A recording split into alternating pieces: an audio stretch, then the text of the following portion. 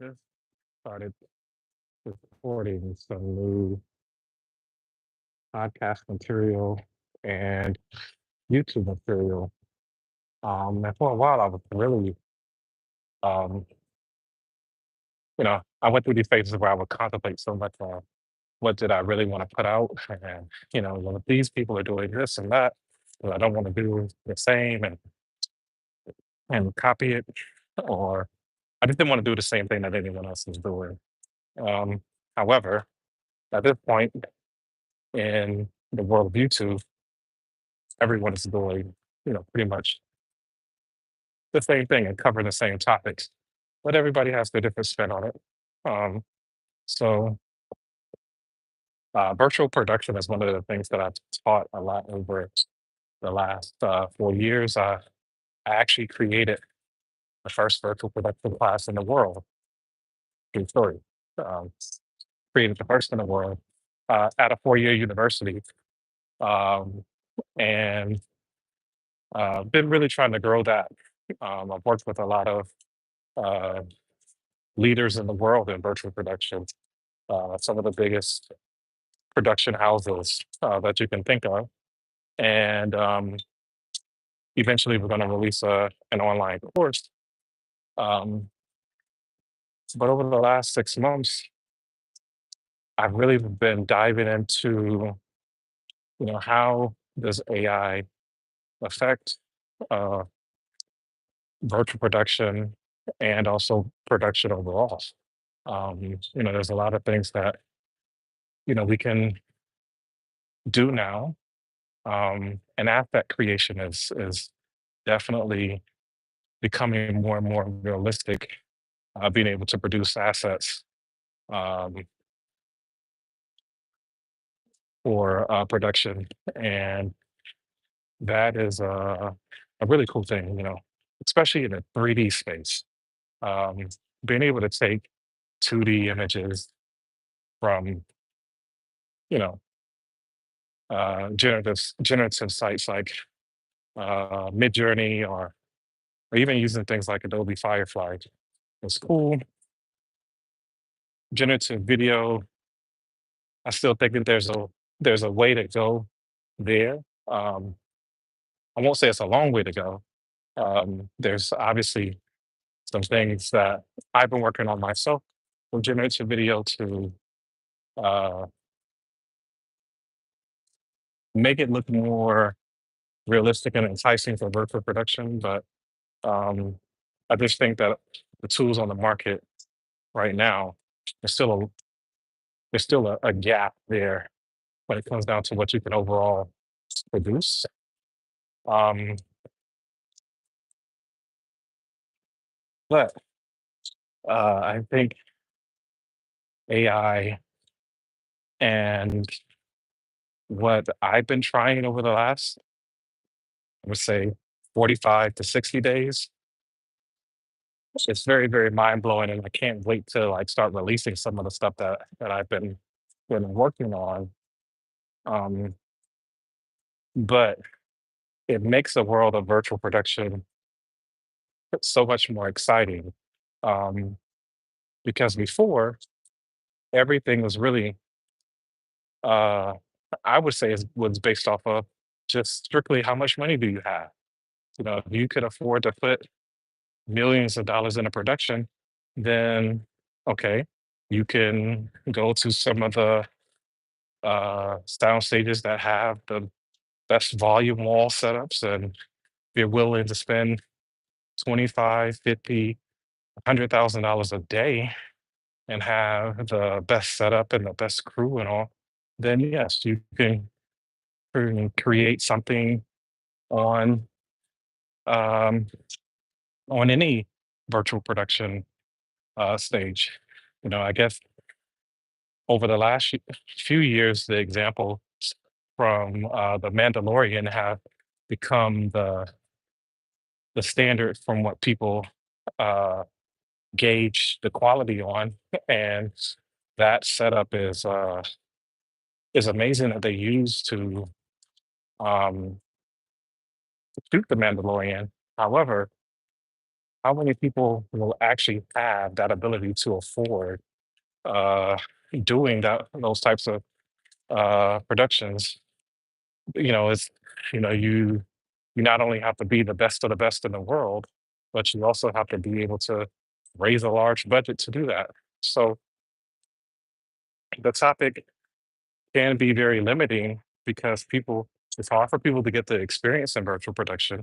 It's also hard to actually be on be in the right space to do productions at a high level. So I think AI and the usage of AI in this space is actually um, really leveling the playing field and giving people the opportunity to execute their ideas without the the need to use volume walls. Um, Now, some will argue, is that virtual production or is it full fledged virtual production if we don't use a volume wall, LED screen, and so on? I think the book is still out to be written on that. I still think there's opportunities to establish, what it is and what it's not, and what are the standards. Um, However, there's been a lot of breakthroughs in the in the tools that are already on the market. I'm also trying to build tools at the same time to make the process easier. And you know, my goal with it is not even to produce television or film content. My goal with it is to be able to rapidly produce high quality shows for YouTube, because I think that's a space that can be conquered right now, and show people that you can, at a minimum budget, you still can come out with great ideas, and you can compete with the Marvel Studios and other production houses that are known for, you know, this type of uh, this type of production. So um, I'm actually at the gym right now shooting this live stream. So walking on the track, trying to get some, trying to burn some calories. It's actually been a long couple of days, um, because kind of a one man show. Well, not even kind of. I am a one man show right now. So not only am I doing all of the creative, the filming, the artwork, the music. I'm also creating or developing the technology um, behind the scenes. Writing all of the code. So yeah, it's been a these last couple of days have been a little challenging getting out some of the ideas that I've been pulling together. Um, Really am trying to come up with some really dynamic things for the show that I'm producing now, called Historically Black. And Historically Black is you know it's a story I've been working on for some years now. And again, it's it's more than capable of, or I'm more than capable now of producing some of the early episodes now all by myself, as an actor, as a director, artist. Uh, the musical scoring, all of these things is, because of the latest advancements in AI, and